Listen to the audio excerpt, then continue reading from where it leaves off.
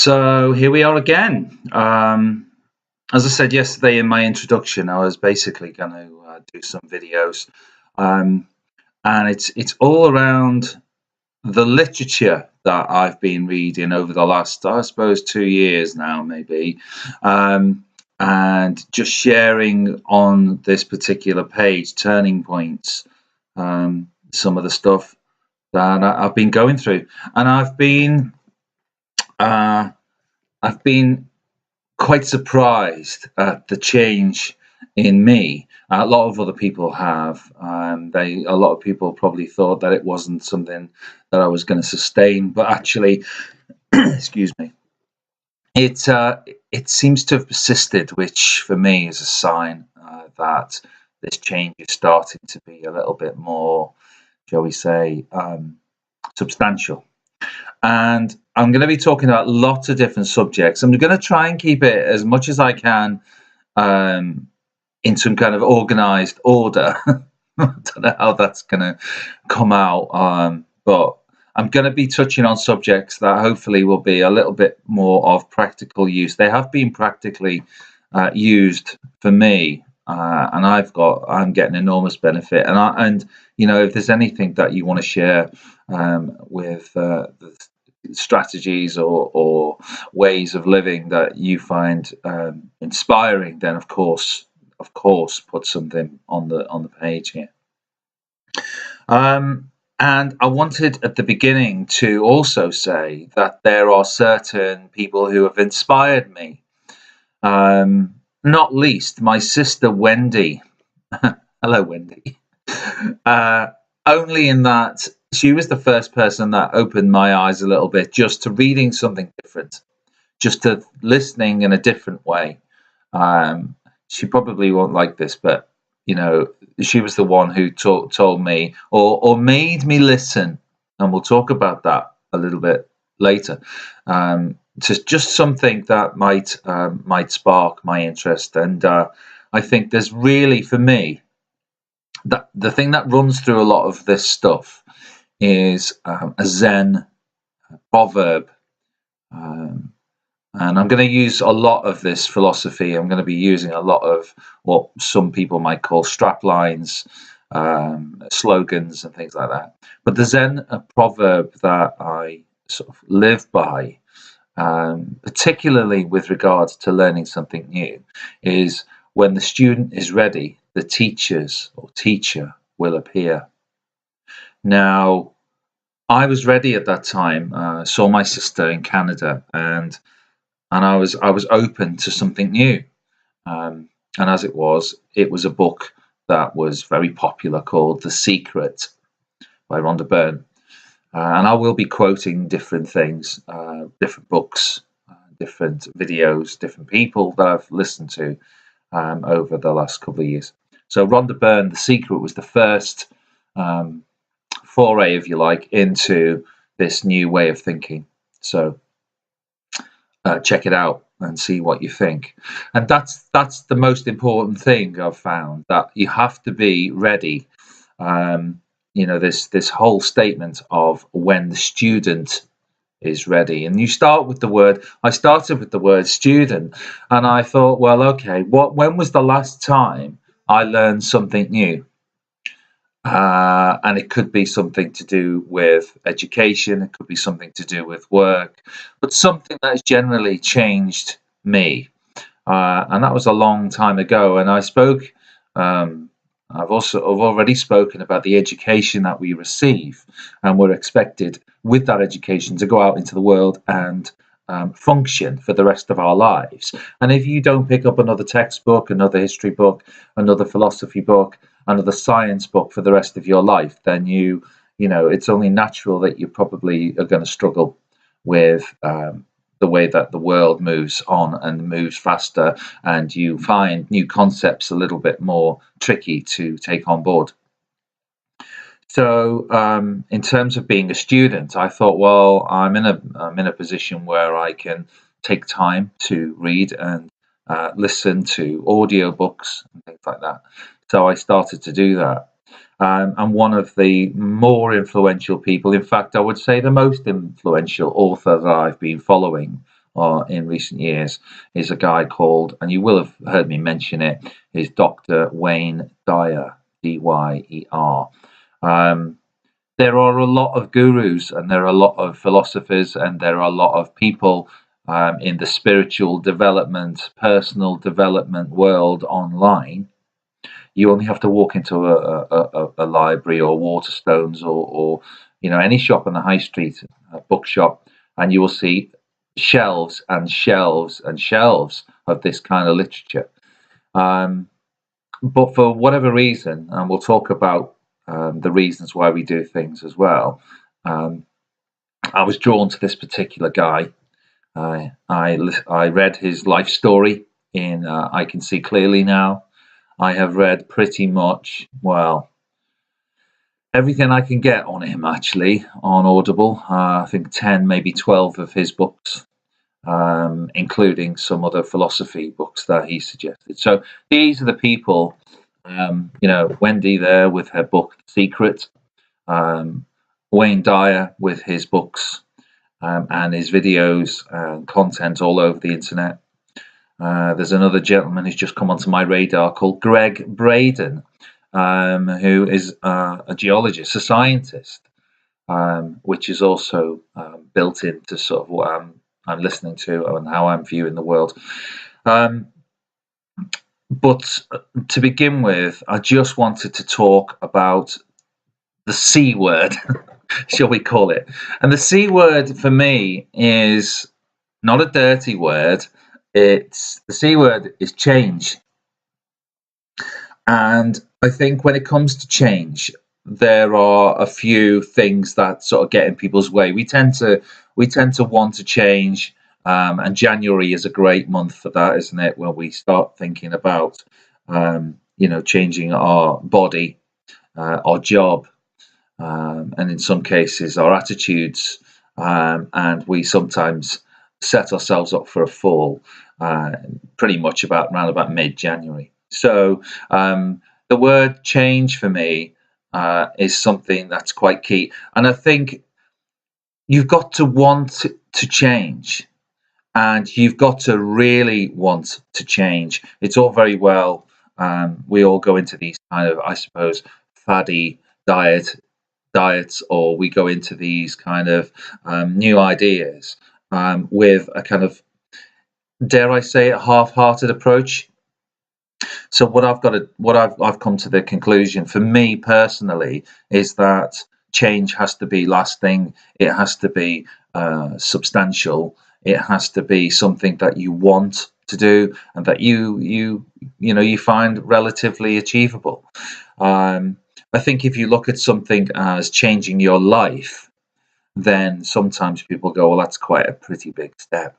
And if you are aware of the work of Alcoholics Anonymous, if you read up on those people and that particular organization, they start, some of their philosophies are talking about giving up an addiction with small steps. So they will not take alcohol for the next hour or the next day.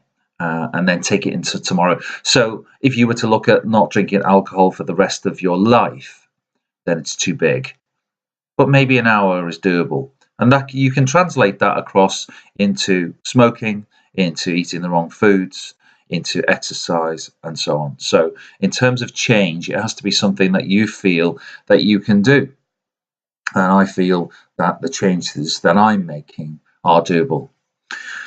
Okay, so the literature that I'll be quoting from, or the ideas and the philosophies, I make no apologies that it's not necessarily my work, and I will refer to these books as I go along.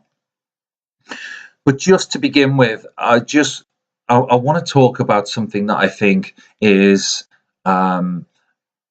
something that we seem to ignore.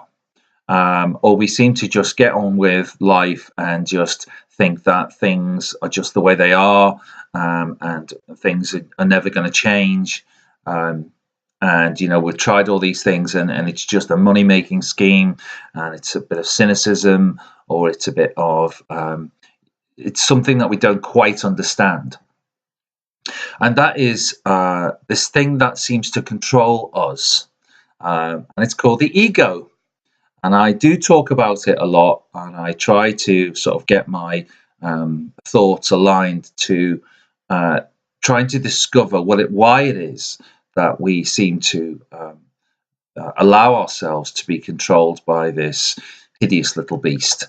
And Wayne Dyer talks about the 6 parts of the ego. So I'm going to go through the 6 parts just briefly, and then on subsequent videos, I'm going to be returning to those subjects in a little bit more detail. So the 6 parts of the ego. The ego says, and to be honest, to begin with, the ego is just an idea. That's all it is. It's something that I suppose we take on when we're born, and we take on through our life, and we then just almost build it around ourselves as a construct. So that's the way that we operate and function. So the 6 parts of the ego.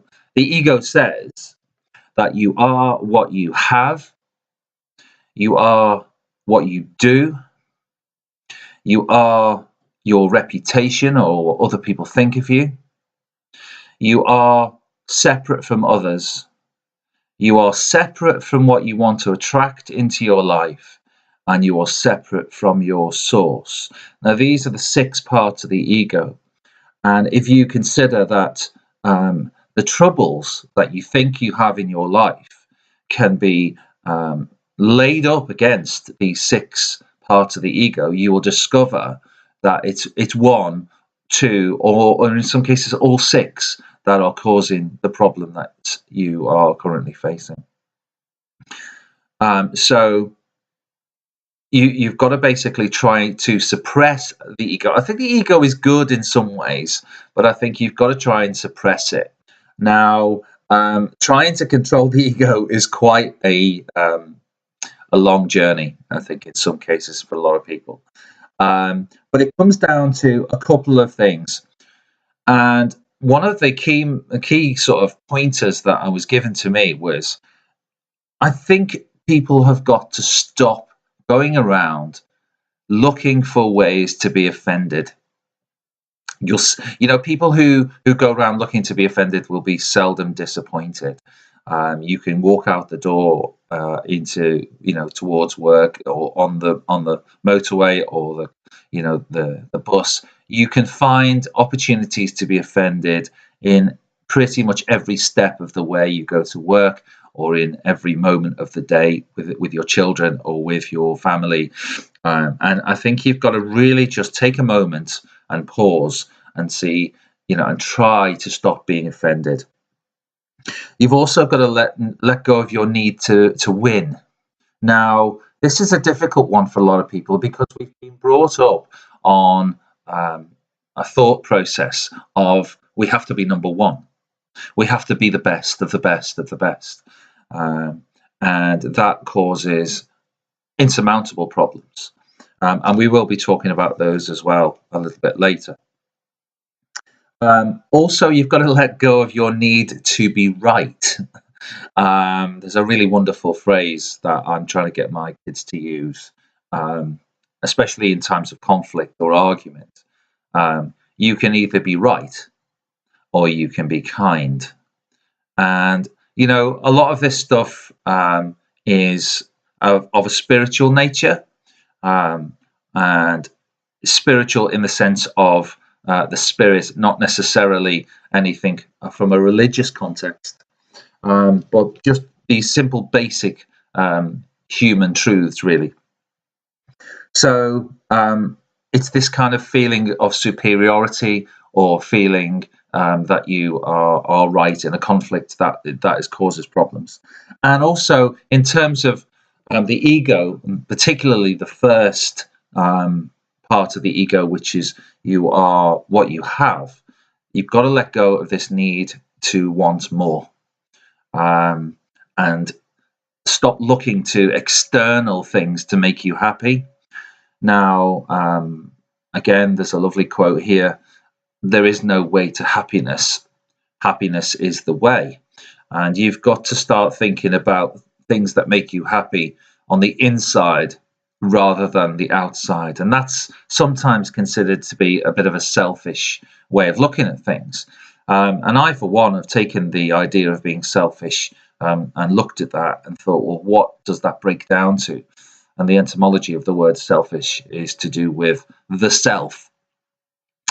So you've got to start from a happy perspective on the inside and stop looking to external things to make you happy, albeit the Ferrari, the large bank balance, the perfect partner, the job of your dreams, the holiday, etc., etc. These are all for me external things, and although they're wonderful, they're not ultimately going to make you happy because we don't own anything.